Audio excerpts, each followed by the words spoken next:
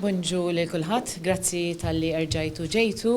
Bħalma dejjem wednikom aħna ħażommukom aġġornati fuq kull sitwazzjoni li jkollna u anka fuq każ li jkollna.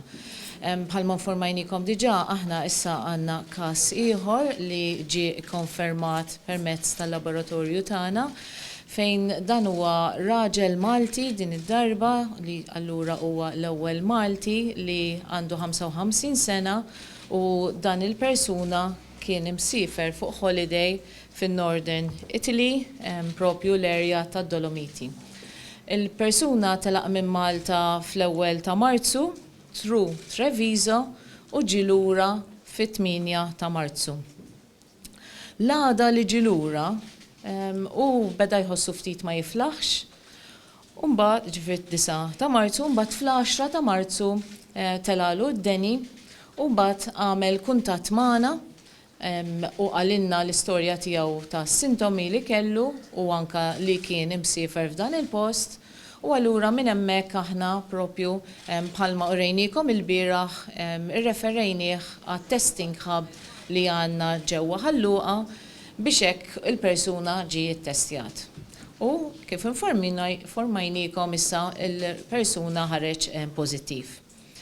Ġifieri il-żmien minn meta il-persuna kien imsiefer sakemm żviluppaw is-sintomi kien within the incubation period li aħna dejjem nispjegaw.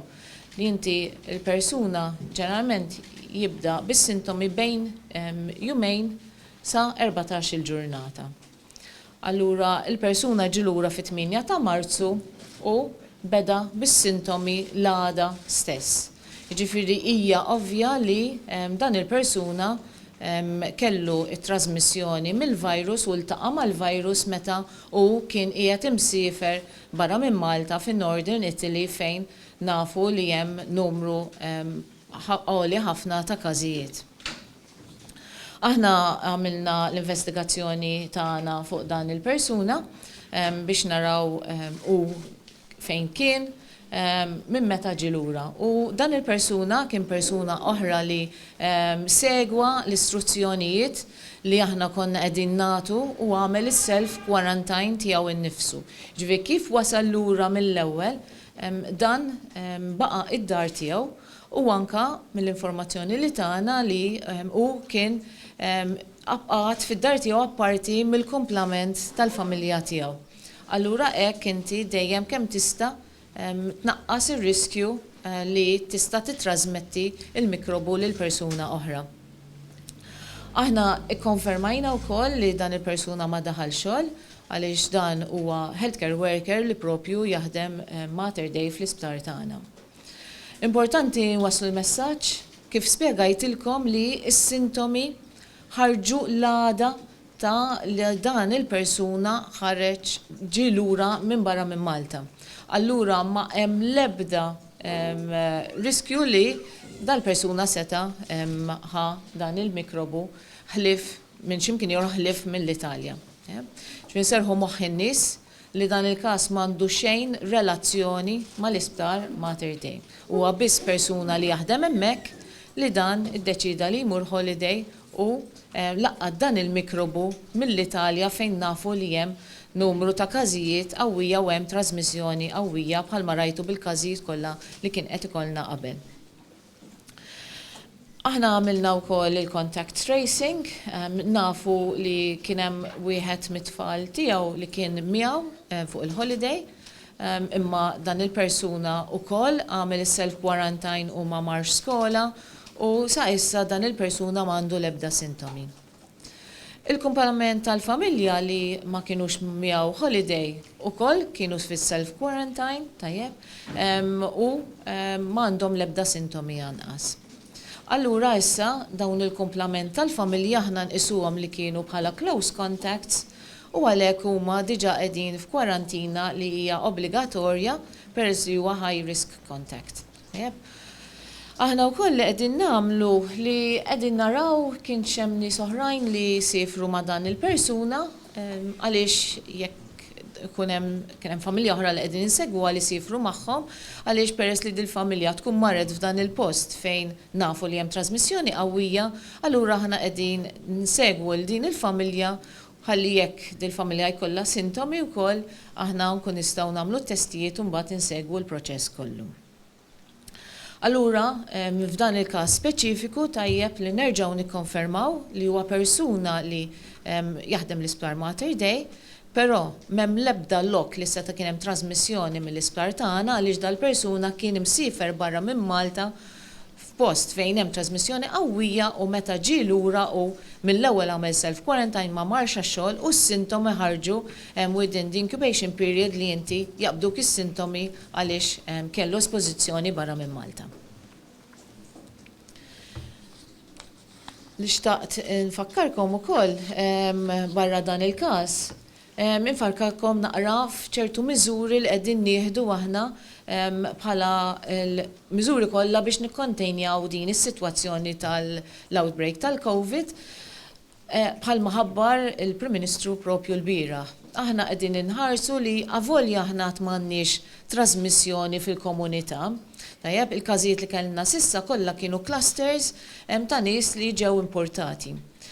Imma aħna qegħdin nibdew bil-miżuri minn issa biex kemm jista' jkun innaqsu ir-riskju ta' fejn hemm nies li jkunu iktar qrib xulxin. U għalhekk li aħna qegħdin nużaw il-miżura ta' tnaqqis ta' social distancing, allura fejn aħna ħassejna li hemm crowds fejn ħajiltaqgħu flimkien, dawn m'għandhomx iseħħu. U bħalissa ħadna l-cut-off line ta' dawk l-events li ħajsiru f'arja aperta ta' iktar minn 2000 m'għandhomx isiru u f'dawk l-events li ħajsiru f'ġewwa li huma ta' iktar minn 750 participants ma għandhomx isiru anqas. Nerġa' nfakkarkom fil-helpline tagħna, il-helpline il-111 għandna ħafna telefonati u nappella lin-nies iżuru l-website tagħna għaliex hemmhekk hemm ħafna informazzjoni li tista' tkun tgħinhom fil-mistoqsijiet li propju għandhom huma qabel ma jċemplu l-helpline. Ħalli l-helpline kemm jista' jkun inħalluh għal dawk in-nies li forsi sifru għandhom xi sintomi u jixtiequ jsaqsu iktar informazzjoni. U nfakkarkom ukoll li issa aħna ħassejna li l-Italja qiegħda tiġi affettwata b'dak il-mod, aħna ħassejna li bħala areas ta' riskju aħna ħanieħdu l-Italja kollha. Jiġifieri jekk ħajkollna nies li ħajċemplulna b'sintomi huma marru l-Italja within the previous 14 days, mhuwiex biss dawk ir-reġjuni li konna qegħdin insemmu qabel imma dawn ir-reġjuni kollha dawn in-nies għandhom jikkomunikaw magħna ħalli aħna nkun nistgħu nagħmluhom it-testing li hemm meħtieġ. Bħalma rajtu l-bieraħ il-faċilità tat-testing issa żdiedet ħafna, allura aħna nkun nistgħu nwessaw iktar it-testing li aħna qegħdin nagħmlu. Nfakkarkom ukoll li l-persuni li sifru f'dal postijiet fejn hemm trasmissjoni qawwija ġifi l-Italja kollha, Ċina, Hong Kong, Singapore, Japan, Iran u South Korea, la darba jiġu lura importanti li dawn joqogħdu 14-il ġurnata f'self-quarantine. Qegħdin tifhmu issa kemm huwa importanti li twaslu dan il-messaġġ ta' responsabilità għaliex il-każijiet li kellna kemm huwa importanti fejn aħna rajna ikun hemm kooperazzjoni mill-pubbliku ta' self-isolation, hemmhekk aħna r-riskju li tista' tiġi trasmessa lil ħaddieħor ħajkun ħafna inqas, allura nerġa' nappella dejjem għal responsabilità minn dawk in-nies li ġejjin minn barra speċjalment f'postijiet fejn hemm trasmissjoni qawwija. Grazzi. Mela, ħanibdew il-mistoqsijiet, nibdew hekk, jassu dik in-naħa mbagħad nispiċċaw hekk. Informazzjoni li għandna ħna huwa jaħdem Mater Dei li huwa tabib dil-persuna. Tikkonferma li huwa tabib? Iva nistgħu nikkonfermaw li huwa tabib u nerġa' nappella għall konfidenzjalità tal-persuni li huma involuti. U rigward il-ħabb li bedi opera mill-lum. Ħafna bdew saqsuna li l-fatt li meta jiġu n-nies wara jittestjaw imbagħtuhom id-dar, f'hemm iwaġġi riżultat. Dak il-perjodu suppost il-persuna li toqgħod id-dar. Imma jekk xi ħadd iddeċidi li joħroġ. Mela, aħna wkoll aħna nkellmuhom fuq il-helpline u anke meta nkunu qegħdin nagħmluhom is-swabbing tajjeb qegħdin nerġgħu nwasluhom il-messaġġ kemm huwa importanti li l-persuni joqogħdu d-dar. Jekk aħna jkollna sitwazzjonijiet fejn mill-evalwazzjoni tagħna aħna naraw li l-persuni mhumiex ħajikkooperaw mhux se joqogħdu, hemmhekk imbagħad aħna nieħdu l-miżuri li hemm meħtieġ biex aħna nkun nistgħu ninforzaw li l-persuna proprju qiegħed id-dar. qegħdin tikkunsidraw li wara li tilimitaw in-numru ta' persuni 700 f'post, tilimitaw id-densità wkoll l-ispazju li jkun hemm bejn persuna oħra? Iva, infatti aħna għamilna evalwazzjoni ta' x'inhuma l-events li ħajkun hemm propju f'dawn il-ġimgħat li ġejjin. U dawn in-numri ġibnihom propju għaliex aħna għamilna evaluation ta' kemm huma n-numri li huma mistennija f'dawn l-events u anke tal-postijiet fejn ħajkunu. U bekk aħna wasalna għal propju dawn in-numri. Għandkom xi update fir-rigward ta' persuni Maltin li huma maqbudin l-Italja issa? Dak l-informazzjoni tingħata mill-Foreign Affairs li għamilna aħna li bħalma tafu l-bira flaxija kien hemm flight li ġabet numru ta' Maltin minn areas fejn huma affettwati u anke kien hemm katamaran. Aħna min-naħa tagħna konna hemmhekk bħalma konna qegħdin ikunu dejjem għall-screening biex dawn il-persuni qabel ma daħlu lura erġajna screenjajnihom ħa naraw għandhom x'deni u wkoll kontattjajnihom u fakkarnihom fl-importanza ta' self-quarantine u li jekk jiżviluppaw xi sintomi hemmhekk ikunu qegħdin jitkellmu. Però nies oħra li huma maqbudin hemm eżerċizzju għaddej flimkien mal-Foreign Affairs biex jgħinuhom biex ikun jistgħu jiġu lura permezz ta' titjiriet oħra u anke min qiegħed għalija forsi bil-karozza ikun jista' jinżel lura bil-katamaran. Biex inkompli ma' dak li qed tgħid inti hemm prostow, ġifieri dawn persuni li ħajinġibu Malta, il-Maltin qegħdin l-Italja ħajinġibu Malta, fejn se jkunu qegħdin jitpoġġew? Mela. Tajtu ma tagħmluhom screening ħajkun proċess, ma mbagħad fejn se jitpoġġew, speċjalment jekk kienu dawn iż-żoni li huma affettwati. Irridu niftakru li aħna konna diġà bdejna dawn in-nies li qegħdin f'areas fejn hemm high risk, speċjalment dawk l-areas tal-Lombardija, Emilia Romagna, eċetera li kienu vera high risk. Dawn konna qegħdin inġibuhom tajjeb jiġu lura Malta u qegħdin jagħmlu self-quarantine id-dar tagħhom. Ġifieri dan huwa l-istess sitwazzjoni fejn dawk in-nies li ġew il-bieraħ l-istess ġew minn post high risk bħal dawk li ġew jumejn jew 3 ijiem qabel, allura ħajjagħmlu self-quarantine u informajnihom ukoll permezz ta' informazzjoni li tajnihom biex jekk ikollhom is-sintomi mill-ewwel ikellmuna. Hemm forsi n-numru kemm hemm Maltin li ġejjin. Il-Foreign Affairs jistgħu jgħidulkom iktar informazzjoni għaliex huma qegħdin jikkoordinaw ir-repatriation tagħhom.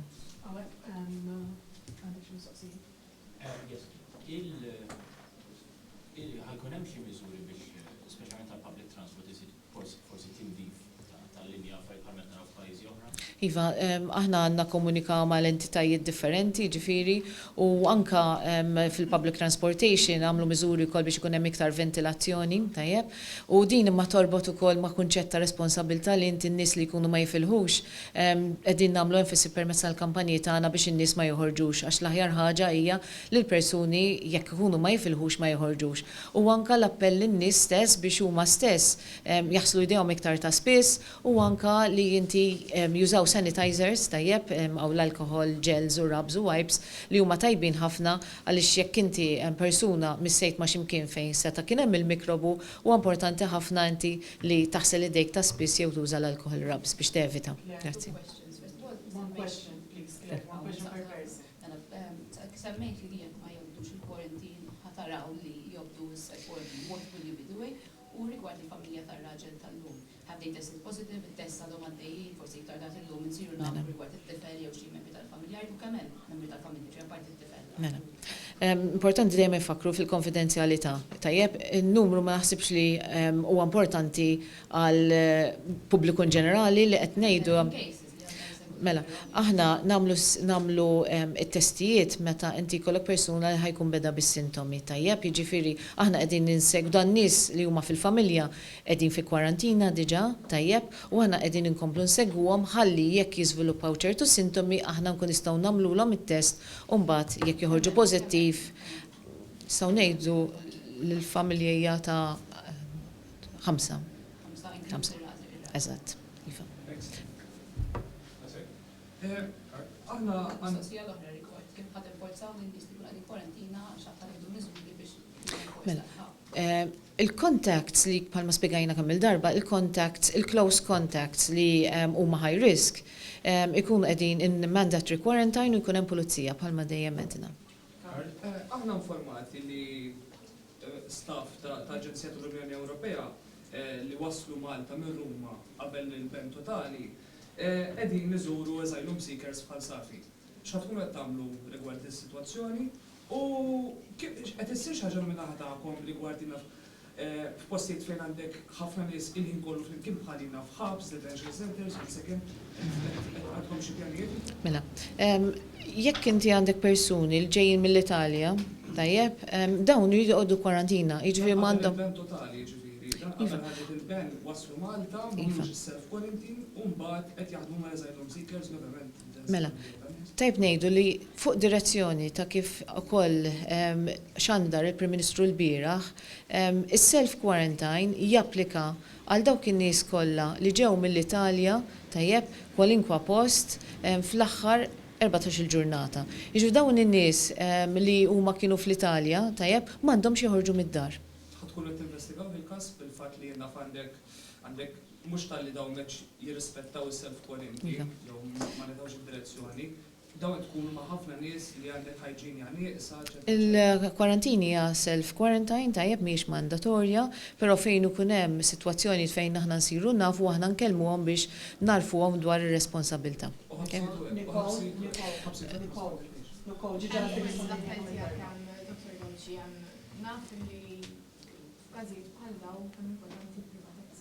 Iva, grazzi. Din hija importanti ħafna, grazzi tal-li semmej din.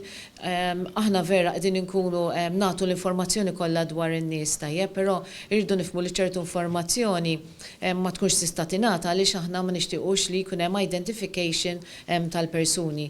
Irridu niftakru li l-persuni għandhom il-privatezza tagħha u importanti ħafna li aħna nżommu din il-privatezza, niftakru fid-data protection rules li aħna ma nxandrux il dawn il-persuni min huma u nappellaw biex ma jkunx hemm visit la lejn iċ-ċentru tat-testing għaliex hemmhekk aħna qegħdin diħlin in-nies li aħna identifikajnihom li huma għandhom is-sintomi u għandhom bżonn isirulhom it-test. Ġifieri jekk ma tistgħux immorru u nibdew niffilmjaw f'dawn il-postijiet. Dan huwa importanti ħafna nassiguraw il-konfidenzjalità tal-persuni u anka jekk aħna tinsertaw li qegħdin tiltaqgħu magħna fit-toroq fejn tarawna libsin PPE jew kella laħal forsi naqbdu li xi ħadd u noħduh lejn l-isptar, importanti li insegwu l-privatezza tal-persuna ħalli jekk aħna jkollna kooperazzjoni mingħand kulħadd. Thank you very much.